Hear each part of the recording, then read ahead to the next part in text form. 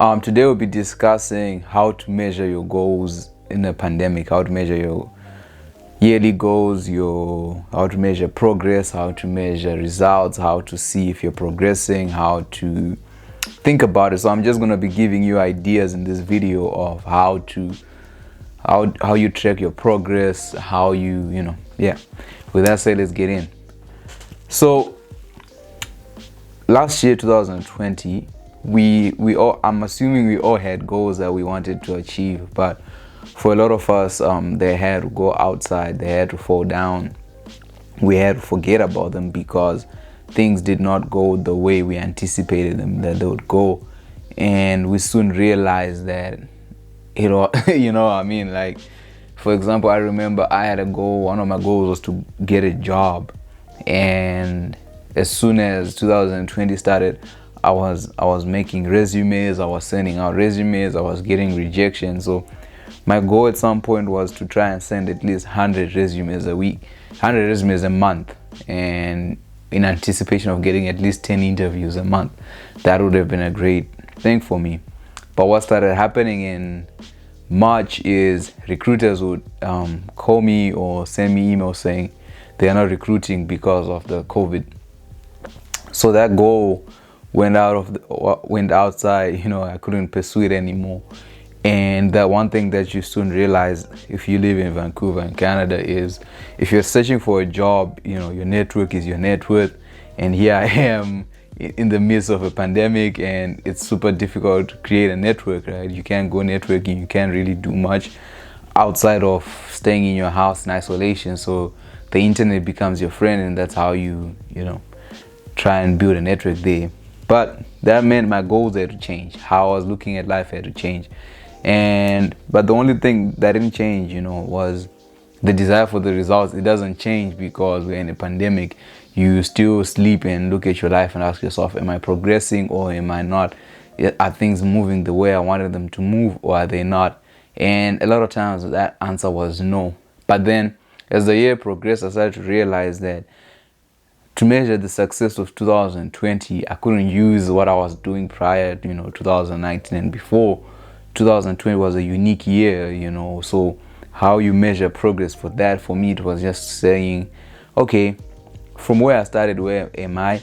And from where I'm trying to go, how far am I? Did I move one step? Did I move two steps? So those are some of the things you have to consider and think about. And then this year is a bit similar and a bit different to 2020 in the sense that this year it's more of we kind of have a solution, and it's a matter of when you get vaccinated or not. And when they come up, let's say, with a cure for this thing, there's a possibility. But this year is a bit different from last year because this year we have an idea of what this thing is, of what the enemy is, and how to handle it. And there is positivity in the air. People are still moving in as much as we have to social distance and wear masks and do what we need to do and follow the guidelines. Last year we didn't have the guidelines. Last year we were getting different messages. Wear a mask, do not wear a mask, social distance, do not social distance, shut it down, do not shut it down. Whereas this year we sort of have an idea of what to do. With that being said, the past videos I've been making, we've been speaking about goal setting. We've been talking about making the resolution to never make a resolution again. We've spoken about that through even essentialism. So today we want to ask, how do I measure my progress? How do I measure my goals? The best way to measure progress is to check distance, right? So if you're in a journey and it's, let's say, 20-kilometer journey, if you want to see how far you've moved, you look from 0 to where you are. If it's 10 kilometers, okay, I'm halfway there. If it's 15 and 3/4 there, you're able to look at it. So that's how you want to measure your goals. You have to understand what was your starting point and look at it in the sense of how far you've moved from your starting point. Has it been just registering your business? What does that mean in the long term? So you want to be able to you want to have, anytime you set out anything new, you want to write down where you are. This is critical. That's why in companies, before you start any strategy, you look at your SWOT analysis, the PESTEL analysis. All that is to give you a snapshot of where you stand at that particular point of time, so that after 1 month, after 3 months, after 5 months, you're able to have something to compare back with, to say, okay, in January I was making 10,000, but in June I'm making 100,000. Ooh, that's awesome. It's like what, 90% more than you're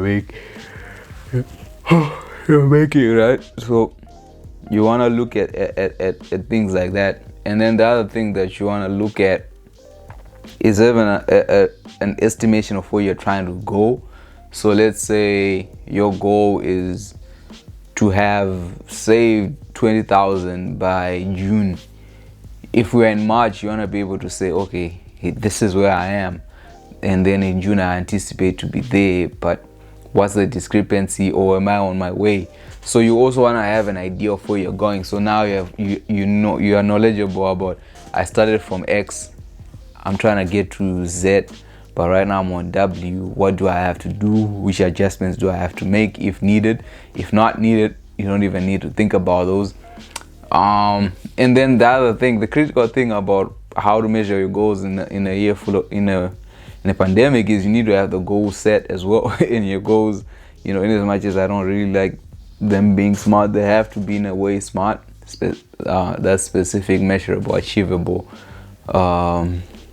and time conscious and stuff like that, reachable. So you want to be able to do all that to be able to measure your goals, so that you have an understanding of, okay, this is where I started, this is where I'm going. And you need to have the goal to actually be going for, because sometimes we feel like, hey, my life is not progressing, and then you ask someone, what does progressing mean? And then they're like, oh, I want to be rich, but that doesn't mean anything. So you need to have goals that you can see and have an understanding of, okay, I need to do this to be able to measure it. But one thing that I would encourage you guys is to make sure you write down your progress. You write down your progress, you write down your goals, you write down the things that you want to compare. So if you want to lose weight, you want to know how much weight you can lose. Let's say you said for yourself, I want to lose 3 kilos every month. Then that becomes your goal. So at the end of the month, if you lose 3 kilos, you can be happy. But also when you have something where you say, okay, when January started, I was 200 kgs and now I'm 196, right? In as much as you lost 3 kilos that you wanted to do, when you look at it from oh wow, I've lost like 10 kilos, and you have progress, so you have your numbers. What you don't write down, you don't remember. So make sure you write it down.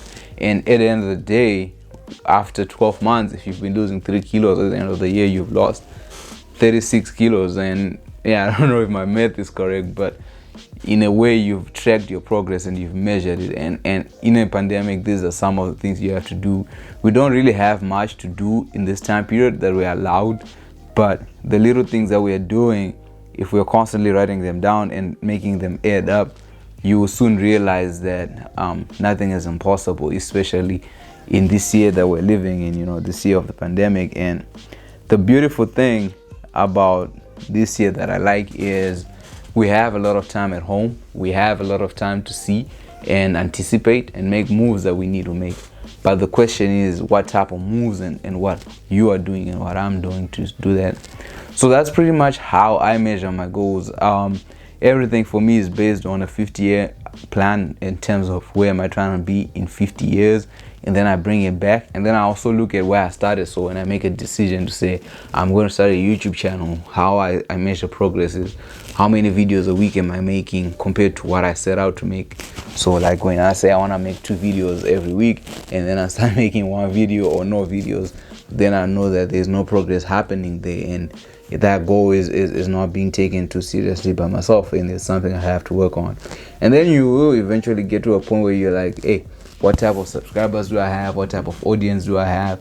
But I think the most important thing is in the beginning is just to pursue your goal and desire to give out valuable information that people can use. With that being said, if you found value in these videos, please do subscribe, leave a comment, and share the video with your friends who might need this as well. I love y'all. Peace.